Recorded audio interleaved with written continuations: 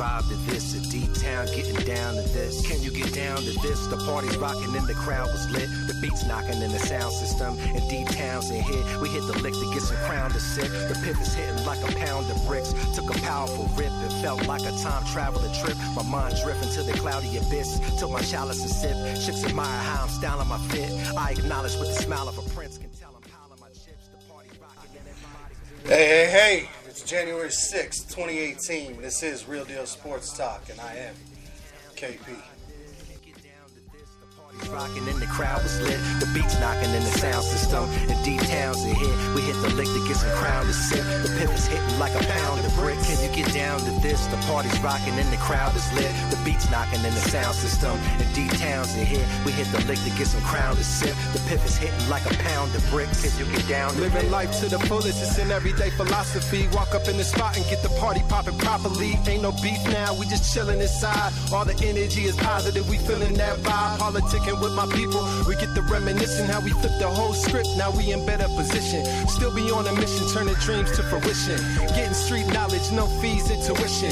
Think about the future, how we need to teach children. Already reached thousands, we about to reach millions. Break the glass ceiling, how your ass feeling? Like a superhero on these comic book villains in the Mile High City. You know we stay blazing. I'm high off this life though, the feeling is amazing. Never had nothing, now every day I celebrated. Glasses elevated tonight, can we you getting get down elevated. to this? The party's rocking and the crowd was lit. The beats knocking in the sound system. And D-Town's in here. We hit the lick to get some crown to sip. The pivot's hitting like a pound of bricks. Can you get down to this? The party's rocking and the crowd is lit. The beats knocking in the sound system. And D-Town's in here. We hit the lick to get some crown to sip. The pivot's hitting like a pound of bricks. Can you get down to this? Can you get down to this? Can you get down to this? D-Town, can you vibe to this? And D-Town getting down to this. Can you get down to this? D-Town, can you vibe to this? And D-Town getting down with this. Can you get down to this? Get down, get down, get down, can you get down to this? Get down, get it up for the get. Can you get down to this? Hey, can you get down to this? And that right there was the Barbarians, Vivid Scientific and Don Banks, local group here out of, local lyricists, here out of Denver, Colorado. And that was their track, Can You Get Down to This? We will be featuring the Barbarians music here on the next few shows. We had them on the last show. This is the first episode of 2018 of Real Deal Sports Talk with KP. I'm so happy to be here. So glad you guys are here with me today listening. A lot to get to today, short amount of time. We got the Wildcard picks. We got one game already kicked off today on ABC. We're going to talk a little bit about the Hall of Fame finalists. A lot of early offseason NFL drama, coaching changes, coaching trackers, $100 million, Raiders, Gruden. We got the national championship, on Monday. We got another team raising a national championship banner for this year, and rightfully so. And then, of course, the big story of the week that dropped, I believe, yesterday, the Brady Belichick and Kraft riff. We will try and get to all of that today. For those of you who might be tuning in for the first time, you might have found me over on Spreaker. You might have just stumbled across the show on Facebook or Google Plus or one of the various ways we have out there. But if this is your first time tuning into the show, I'm KP. This is Real Deal Sports Talk. We like to give a fun, real, educated perspective on sports and sports entertainment and all that is going on out there. As I mentioned, you can find us on Facebook, Real Deal Sports Talk with KP. Same on Google Plus. We're on Twitter at Real Deal KVP. We got a text line for the show. That's 720-515-5597. You can email the show, rdst.wkp@gmail.com. So there's a lot of ways to get a hold of us. There's a lot of ways to tune in. You can always go to the website as well, realdealsportstalkwithkp.com. And again, I thank you for tuning in. I thank you guys. I thank those of you who have written into the show or texted into the show and or commented on our various social media posts. This is something that I love to do. I love the sports world. I love playing sports. I love talking about sports. I love debating the topic that is sports. So thank you for allowing me to do that. Thank you for tuning in, and let's get into it today. We'll start off with the wildcard games this weekend and my wildcard picks, as one game, like I said, is already kicked off between the Titans and the Chiefs. And if you are not watching that, please go ahead and tune over to ABC and check that game out, as it's going on currently right now with the Chiefs up in that one early. I am taking the Chiefs in this first game. The Chiefs are at home and are a better team overall, I think, going into this game. But I wouldn't be surprised to see the Titans steal this one out from under Andy Reid. Andy Reid historically does not have a lot of postseason success in Kansas City or really in Philadelphia. Yeah, he went to that one Super Bowl appearance, but we all saw how his coaching decisions pretty much choked that Super Bowl chance away in the loss to the Patriots. However, this time they do have Kareem Hunt. They do have the home field advantage, and I will take KC in this early game today. And like I said, they are currently up early in that one over on ABC. They are getting chunk plays right now, and that won't be good for that Tennessee team that needs to have ball control and kind of slow them down on defense. The Falcons and Rams game, I'm going to go out on a limb on this one. I'm going to take the only team from the NFC to return to the playoffs this year from last year, and the Atlanta Falcons to win versus the Rams. I know it's the first lot of storyline here, right? It's the first playoff game in LA in 2 decades. This young Rams team, young Rams coach, highest scoring team, worst to first in scoring offense, all these things, right? I'd love to go with the Rams at home in LA on primetime TV. But the playoffs, coaching experience really counts. Like my previous point about Andy Reid. McVay has done a great job this year with this team. Probably should be coach of the year.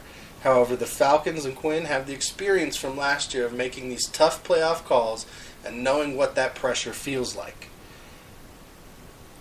The Rams unbelievably have turned it around very fast and are headed in the right direction and should be a power in the NFC West for the next couple of years. Probably taking over Arizona's spot against Seattle, as Seattle probably rebounds next year. If they solidify their offensive line, they probably make the playoffs this year. But expect Seattle to be tough and the Rams to be tough for the next couple of years. This year, though, they're fun, and their year ends hosting the defending NFC champs. My opinion. I'll take the Falcons in that game this afternoon. Now, tomorrow, the January 7th games, the Bills versus the Jags. Everybody wants to talk about, great storyline here. The Jags have been the doormat for so long. The Bills were the last team to make it to the playoffs in the 2000s with their 17-year drought, or 20-year drought, whatever it was. And great. They're back in the playoffs. They're not a better team. That's not a better storyline to me, because that storyline isn't going to go past this game. Now, had they got a different opponent? Maybe. Unfortunately for them, this is as far as they're going to go. They would have to have Shady McCoy go off for like 250 yards, have one of those amazing once-in-a-lifetime special games. But I don't see that happening. Jacksonville is stacked on the defensive side of the ball, like we talked about at the beginning of the season. Young studs everywhere, and if it comes together, they could be dangerous. And what happened? They got Calais Campbell. He solidified that defensive unit. He should be the defensive player of the year for what he did. And really, he should be in the talks and the consideration, at least top 5, in my opinion, for the MVP race. He's going to be overlooked. He played in Jacksonville, not a big market. He's also, everybody made a big stink about Khalil Mack a year or two ago, making the All-Pro team at 2 positions. What did Calais Campbell do this year? Made the All-Pro team at both defensive end and defensive tackle, first and second team. Calais Campbell had an amazing year. The run game makes Bortles much better. I like Bortles coming out of college. I thought he was going to develop into a much better player to this point in his career than he has proven to be. That hasn't happened. Now, we saw him become much more comfortable throughout this season because his defense wasn't leaving him in bad situations. The running game wasn't fumbling and was consistent and stayed healthy. And all he had to do was not make mistakes. he didn't have to be the guy. He was able to calm down and just make a play here or there and hand the ball off and let the defense do what it had to do. So Bortles' job has become much easier. The Jags can make an interesting AFC Championship game, and I do think they win this week. With their young studs on defense, they don't know better than there to be pressure because they're just going out and balling right now. They are young studs who are flying around, and Calais Campbell has got them boys on the right track. So I'll take the Jaguars to win in the wild card round versus the Buffalo Bills, who, hey, the Buffalo Bills, who knows what would have been possible. We thought this was a team that was shutting down early in the season, making trades, dumping players. They saw the season slipping away. They started the rookie in a game they might have won had they not done that. They might have had a better position. They might be the ones hosting the playoff game today with some minor differences. And they're really still not that good of a team. They're just not. Kansas City scores again. Again, turn over to ABC and check out the game if you are not watching the first 2017-2018 wildcard game between the Chiefs and the Titans. But back to the Bills.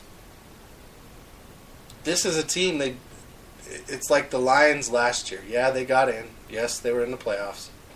Great. Congratulations. But there's nothing there. They don't have enough. They just don't. In the second game tomorrow, I will take the Saints over the Panthers. Now, I know a lot of you are saying right now, wait a second, the Saints already beat the Panthers. How hard is it for teams to beat an NFL team 3 times in one season? It's extremely hard. It very rarely happens. I don't have the numbers in front of me, but it's extremely rare that a team can beat. One, you don't face each other 3 times in a season unless something happens in the playoffs. And 2, the familiarity is there. You can't catch them off guard. It's hard to come up with something new to trick them. They know your players. They know what they're capable of at that point. But that's exactly what I think New Orleans is going to do Sunday versus Carolina. Having beat them in the regular season on the road and at home, I don't know that Carolina has quite enough. Now, it could come down to Carolina's the type of team that doesn't really beat themselves. They don't typically make that mistake that's going to get them beat or give the other team an opportunity to beat them. So they have a chance. It's not a big one in my mind, but it's a chance. And quarterback play will more than likely decide the outcome of this game. You have Drew Brees, you have Cam Newton. Does Brees or Newton get over better on the opposing defense? Both of which are good defenses, but not really great defenses. There's not really a great defense in the NFL that you look at this year and you're like, you know, we probably want to stay away from that defense right there because of how good they are or how much of a matchup issue they are. We can't protect against them. There's not really one of those out there. And both teams have a good defense, but not a great defense.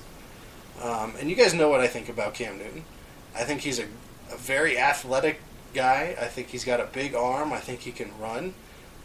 But he doesn't have the accuracy. He doesn't have mastery of the short passing game, in my opinion. I think he leaves the pocket sometimes too early, and he's not always looking downfield when he does that. He looks to scramble to get to a place to where maybe he can throw, but he's not looking to throw as he scrambles very often. Brees has my confidence in this game. I'm going to have to ride with him and the Saints over the Panthers this week. He's got the experience. That team is rolling. They're putting up a lot of points. I don't expect them to make any harmful mistakes this week that are going to cost them the game.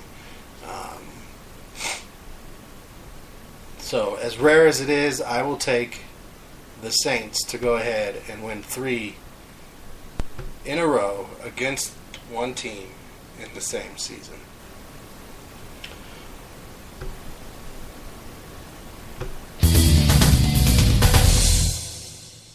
And with that, we are What's now... his staff going to look like, Ian? Well, despite the fact that John Gruden hasn't actually officially taken the job, he basically has hired a staff, and we have some idea now. All right, sorry about that. For several of the key positions, first of all, offensive coordinator. track being played before it was ready, so we'll go ahead and pause that and get back to where we were at. Like I was saying, the Hall of Fame finalists were announced, and we are sitting at Hall of Fame finalists. And as I go through the list and I looked at the list of the finalists, I have to say I was very disappointed that Steve Atwater was not a finalist this year. Because the safeties that are on this list that are finalists, I think he's equally as good as, if not better than. But let's go through the list of the 2018. Here's the modern era finalists. Ray Lewis, Brian Urlacher, Edgerrin James, Randy Moss, Terrell Owens, Isaac Bruce, John Lynch, Brian Dawkins, Everson Walls, Ty Law, Tony Baselli, Kevin Mawe, Joe Jacoby, Steve Hutchinson, and Alan Faneca. Then you had your two senior finalists that were announced back in August. That's Robert Brazil, the linebacker from Houston Oilers, and Jerry Kramer, guard from the Green Bay Packers. And then the contributor finalist, Bobby Beathard, general manager for the Chiefs, the Falcons, the Dolphins, the Redskins, the Chargers. Well-named people on this list, recognizable names on this list for sure. But I look at this list, okay, I go, Jerry Kramer. Jerry Kramer should be in the Hall of Fame. Go ahead, put Jerry Kramer in. Bobby Beathard, that one makes sense. But then I go to the modern era, and like I said, let's start with the safeties just because I brought up Steve Atwater, my disappointment there. Steve Atwater versus John Lynch. Who would you rather have had on your team? John Lynch couldn't cover anybody. He was good in the box. He was good blitzing. He was good as a linebacker. He would have been great as a dime package linebacker. He was T.J. Ward before T.J. Ward. A good player, a solid player. If there was a Hall of Very Good, that makes sense to me. But this is the Hall of Fame. And this guy's going to get in on basically football politics. He had two different teams put him in their Ring of Fame. He didn't play with Denver long enough to be in a Ring of Fame, an all-time great of the organization. And now he's a GM of San Francisco, another well-recognized big franchise in the league. So what's going to happen? He probably gets in this year because of those things. Should he be a Tampa Bay Buccaneers Ring of Famer? Yes. That's where he did most of his career, he did most of his work, and he made his name.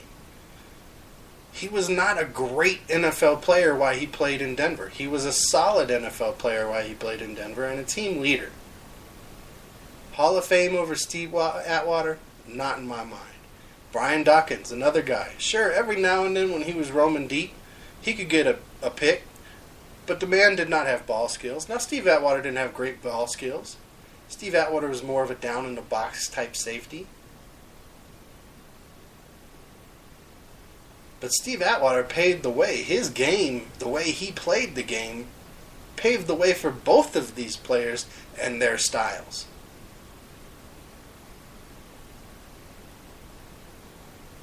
Politics. Brian Dawkins played on the Philadelphia Eagles. Then he came to Denver. Bigger markets. Steve Atwater played in Denver and then went to the Jets. Big markets, sure. But Philadelphia versus Denver? I got issues with both of those guys over Steve Atwater.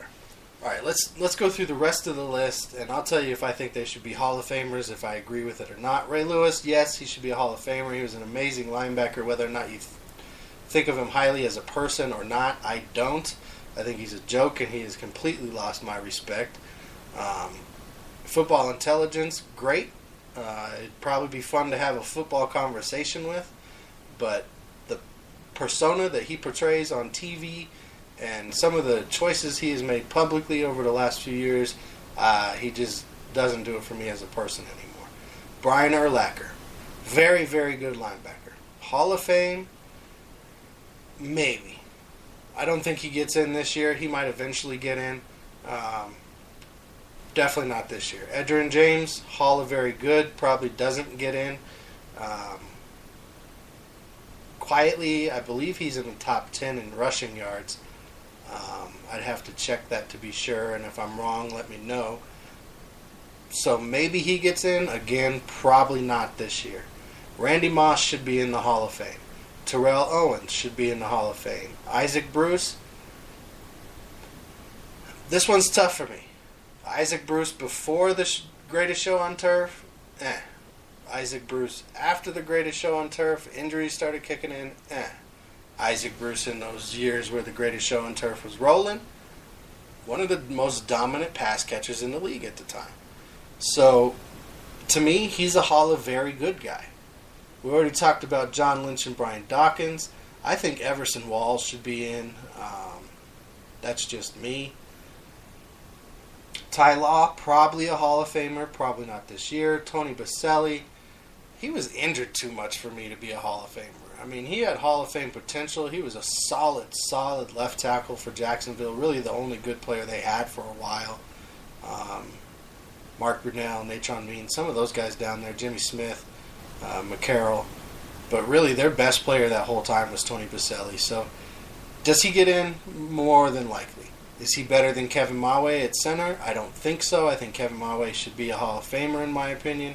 We'll see what happens with that, as we all know that he's had his issues with the league, especially when he was the head of the Players Union. Oh, what a drop. You got to catch that. Eric Decker with a huge drop on third down for Tennessee. Could have kept the drive going. Joe Jacoby, tackle for Washington Redskins. I don't remember a lot of Joe Jacoby's career, honestly. I didn't watch a lot of Washington outside of when they were beating up on the Broncos in the Super Bowl, or even I think he, based on his playing time when they beat up on Buffalo in the Super Bowl as well. Steve Hutchinson, solid guy, not a Hall of Famer in my opinion, and same thing with Alan Faneca, a really good guard, but not a Hall of Famer. If Jerry Kramer had to wait this long to get in, then Alan Faneca and Steve Hutchinson probably got a little bit of a wait left in them as well. I don't really see a strong, exciting Hall of Fame class this year. Excuse me. But, it's a well-known class with the names that people recognize, so they do have that going for them. Where should we go to next? We talked about our picks. We talked about the Hall of Fame finalists.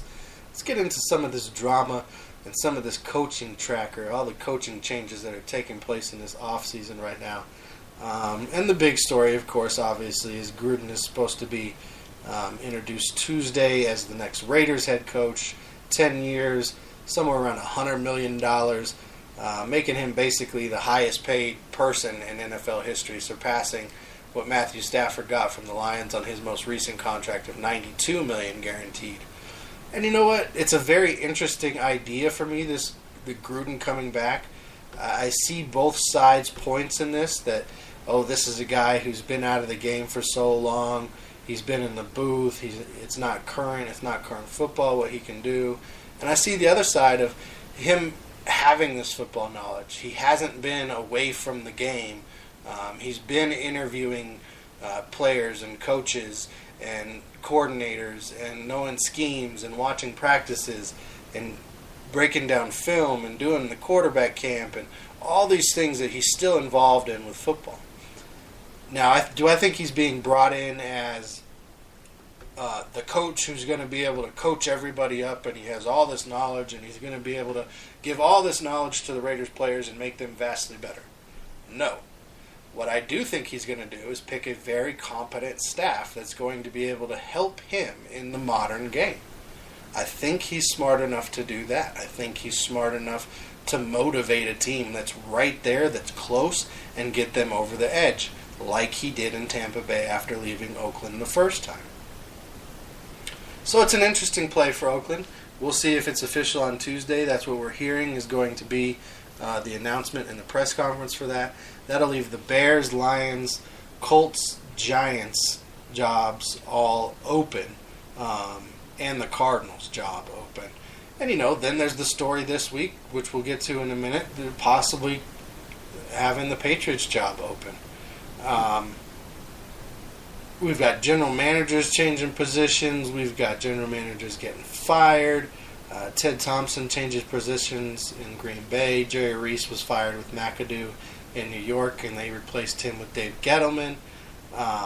Marvin Lewis is safe. Vance Joseph is safe. Hugh Jackson is safe. 1 win in the last 2 seasons, and he gets to keep his job. Derek Cotter in Tampa Bay is safe. I don't really know if I agree with that one. And now both Gruden brothers look like to be NFL coaches next season, as Jay Gruden gets to stay on with Washington as well. All the rumors about who's going to coach where, who's going to coach this team, who's going to coach that team. This is one of my favorite parts of the year of the NFL, is the offseason. Because it's the most dramatic. It's the most publicized. It's the most talked about. There's the most rumors. There's the most manipulation. There's the most smoke and mirrors in the reporting, in the leaks of stories. And it's so interesting to follow who's going to do what and what story's going to break and who's upset about this. And it's just a fascinating time of year to follow all of the different stories. And one of the big ones that we just have to get to is this story that broke this week. And that's the story that there's a big rift in the empire up there in New England, that after 17 years there's starting to be issues between Tom Brady, Bill Belichick, and Robert Kraft. Now, they have come out together, put out a statement, said, oh, no, that's not true. It's not true. We're fine. We're New England. We're solid. And that's what you expect them to do. It's New England. That's how they handle business. But you start reading some of these rumors and some of these stories about Belichick wanting to play Garoppolo. Maybe Brady, he wanted to trade Brady and keep Garoppolo going because he knew what he had. Shannon Sharp likened it to Rodgers being behind Favre and Steve Young behind Montana. There was Garoppolo behind Brady. Now, Brady's been put on this pedestal. He's won. He's been successful. He has a relationship with the owner. He's got his company and his health thing that's been brought up. Apparently, he didn't let Garoppolo come to a training at his facility. We don't watch football. I don't watch football for the guys' personalities. You heard during the election time, oh, I'm not voting for him because he's a nice guy. Well, you kind of should in that world. But I don't need my athletes, the people that I want to perform athletic feats, to be good people. Right? I mean, I don't need them to not be babies. I don't need them to be good guys. I don't need them to not be prima donnas. Does it annoy me? Does it give me something to talk about? Would I like it if it was a team that I owned or coached to have to put up with it? No.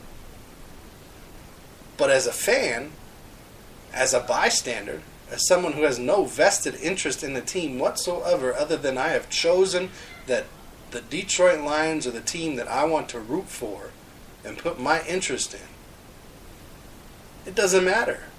If they're performing well, fans accept that. The New England Patriot fans have no problem with the way Tom Brady acts. Denver Bronco fans, if Tom Brady became your quarterback, you would have no problem with the way Tom Brady acts. Miami Dolphin fans, when they got Ndamukong Suh, changed their tune real quick about whether or not he was a dirty player. Fans are finicky that way. When he's not your guy, you got a problem with it. When he's on a team that beats your team or is successful all the time, you got a problem with it. But when he's your guy, it's okay and you can find an excuse for it. What I'm saying, I don't care about any of that. What it comes down to is your athletic performance. All that other stuff, all that does is lose you money. So that doesn't affect me at all. What I want is a team that's going to play good. Tom Brady still plays good. Everybody wants to go, oh, at 40 years old, he fell off this season, though. Did you watch him play this season? Did you see? Well, now there's rumors and stories out there that maybe there was some game plan or some calls that were made intentionally to try and make some players look bad. Okay. Now there's stories out there that maybe Brady met with Kraft and got Garoppolo traded and had Kraft tell Belichick, we're not keeping him, get rid of him. Because for a long time, it was 2 number ones for Garoppolo. 2 number ones. Then all of a sudden it was, we're not trading him, he's staying. Then all of a sudden, just a couple weeks later, it was, hey, I'm calling you. Do you still want to trade for him? We'll never know the official story, and everybody's going to get to tell their version and make up their mind about what really happened. But we'll never know for sure. That's part of the beauty I talked about in the offseason drama. It's going to give everybody something to talk about. Now some interesting possibilities come out of that. Who leaves first? If there really is a rift, you don't see Robert Kraft selling the New England Patriots. That's not going to happen. So he's staying. Brady's 40. Do they draft a quarterback this year that they start developing behind him now since Garoppolo's gone? Or do they trade him? Kraft has come out since this all broke and said, I'm not getting rid of Brady and I'm not trading Belichick. But what about this idea that's been floated around in the last couple of days? Belichick to the Giants. Supposedly he has some interest in doing that. He has coached in the Giants. He came up with the Giants. Now there's also a rumor out there that it makes sense for him to go to Detroit. One of the first places rumored when this broke that he should go coach. And he started his NFL coaching career in Detroit. There's the Bob Quinn connection. There's the idea that, does Belichick want to stay and work with the quarterback and owner who might be against him while developing the next guy, and both of his coordinators potentially leave to go be head coaches somewhere else? Now, both of his coordinators are rumored to be interviewing for, and I think one has interviewed for, if not both, the Giants' head coaching job. Now, this is a team that has excelled for 17 years. It's amazing they haven't had any rifts, and they've made it this long in the modern NFL with all the rules and free agency and all of the nonsense that goes into the business side of the sport now. And I see why the haters want to hate and come out and you know, they're out there cheering right now. They're clapping, they're laughing. And, you know, that's what they do. That's what the haters are out there for. That's part of why sports radio exists, is for the haters. But let's be real. Let's give respect where respect is due. Stop calling them cheaters. I'm sick of that argument as well. Check your team and see where they have cheated. Some of the top fines, and I'll say it on the show again, in NFL history for cheating or breaking the rules go to the Denver Broncos, not to the New England Patriots. 4 of, I think, the top 5 or 6 go to the Denver Broncos. And again, if it was your team, would you be complaining that they're cheaters or having a problem that they're so successful for so long? No. And if you're a fan of the sport, you respect the game. But if you're just a fan of a team, and you're really only a fan of that team if that team is doing well, and if they're not doing well, you rather turn the TV off and not pay attention to games. Like today, there's so many fans today that are not paying attention to Wildcard weekend or the playoffs and might tune in for the Super Bowl as a party time type thing because their team's not playing. You are not a fan of football. You are not a football fan. You are a team fanatic. You're a bandwagoner. If you don't like that, too bad. That's who you are. Those are the type of people that really help give us, in this world of talking about sports, listeners. Because you'll call in and listen. You'll argue with us. You think you're so right all the time about everything without being in the room, without being on the field, and without having any direct-hand knowledge. You're formulating opinions, or you're listening to somebody like me talk about it, and then that makes you an expert. And then as soon, like I said, as soon as your team's not viable anymore, you drop it and move on to something else. I'm done with people like that. I'm done. Be a real fan. Give respect where respect is due. Maybe some stuff like that. Sportsmanship, remember that? When you taught that in gym class 20, 30 years ago when we were kids? 40, 50 years ago, depending on how old some of us are. Sportsmanship. That gets rid of fanaticals real quick. because then you can respect and give respect where it's due.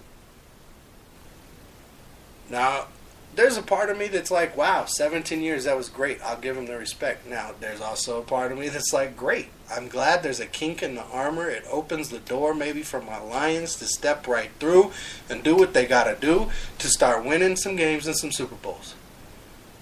And all the fans of the other 31 teams for the Patriots should be thinking along the same lines. Instead of cheering the downfall, cheer the opportunity that has been presented to you, because it looks like there is a kink in the armor of the empire. And with that being said, that's the end of the show. Now, you know what? Let's get one more thing out there. I was going to end the show on that, but I'm going to end the show on this. I want to end the show on the national championship and the BCS. Look, until there's a true playoff, until being the conference champion means something, I'm not honoring Georgia or Alabama as a true national champion. UCF undefeated. They're raising a national championship banner. I salute you. Congratulations. Do that. You deserve it. You're the only team that will go undefeated this year. You beat Auburn in your bowl game, proving you could have been in that top 4 and been in their little playoff. If you don't have at least 8 teams, and really I think you need to have as many teams as the NFL does, you got your conference champion, right, from all your major conferences. And then you got a couple back-end teams that maybe their conference doesn't have a champion, but they were the top team in the conference. Like the Big 12 doesn't currently have a conference champion. Or a championship game. They have a champion, but not a championship game. You don't have a championship game, you're eligible for the back-end spots. Now, you're not necessarily ranked that way, but you're the last ones to get in because you don't have that championship game. The first ones in are the ones who win their championship game. Then we go, okay, who are the conference winners that are left? Who was ranked the highest? You round it out. You give everybody a nice little chance to be part of the playoff. You can even seed people and give somebody a weekend off like they do in the basketball version, where they have their play-in game and give everybody else that bye for those first 2 days. There's a way to fix it. But until then, you can't support a true national champion on NCAA Division I football. Now that's real. That's how I see it. I told you how to get at me on Facebook, Real Deal Sports Talk with KP, Twitter at Real Deal KVP, Google Plus, Real Deal Sports Talk with KP. I gave you the text line. I gave you the email address. So until next time, you know how we do. Just be real. I might have to punch though, honestly, on some of this shit. Yo.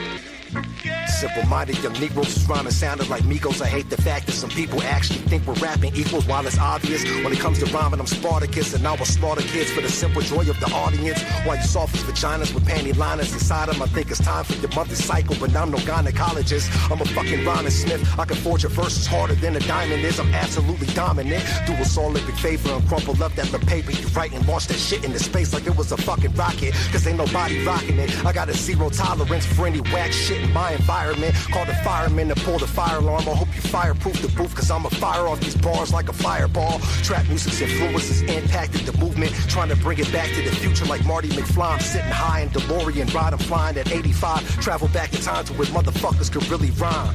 Yeah, I said I'll travel back in time to where motherfuckers could really spit. The barbarian squad amazing, we bar raising, repping Colorado. Of all places, we gon' make it. And every station should have our tape in the circulation. Records hold weight while they playing this heavy rotation. We're cultivating the most dangerous flows blazing, bring up more hating. This shit to us, it's just motivation. And every station should have our tape in the circulation. Records hold weight while they playing this heavy rotation. You awaken the beast, sleeping like it was hibernation. Now it's heavy rotation, they spinning this on every station. Never overdose, Take it all in moderation. Vivid scientific, Don Banks, deadly combination. I press play on your project, I ain't impressed. They banging this from Bangkok to Bangladesh. The evolution of hip-hop in its highest form. Ballin' like the Final Four, hit you like a violent storm. Lyrically pimping it, usually magnificent, beautifully written music, inexplicably intricate. I don't give a damn about a diamond if I make a check. Nobody owe us shit, but y'all gonna pay respect. There's no weapon you can form when I do perform. On or off stage, on point like a unicorn. I go stupid, stand back, homie, you've been warned. I go to work and I ain't even need a uniform. The barbarian squad amazing, we bar raising, reppin' Colorado of all places, we gon' make it. And every station should have our tape in the circulation. Records hold weight while they're playing this Heavy rotation. We're cultivating the most dangerous flows, blazing, bringing more hate and this shit to us, it's just motivation. And every station should have our tape in the circulation. Records hold weight while they're playing this Heavy rotation. I treat climate like science, I'm applying the knowledge. I'm the nicest, but I'd be lying to say if I wasn't biased. I'm a sleeping giant, I hibernate in Leviathan. Better keep it quiet when you step inside of the lion's den. I hopped out of the fire and right inside of the frying pan. When I light the fire, I'm flying higher than Iron Man. Niggas steady hating, I hit the scene and they quiet then. Speak up, little nigga, and say that shit with your diaphragm. Welcome to the jungle where mumbling get you sabotaged. Rapping with so many gifts, they call me Santa Claus. Wild barbarian, hopping out of the camouflage. Been going hard, my brother just checked the catalog. They talking slick like they lips dipped in Vaseline. We get it jumping like kids flipping on trampolines.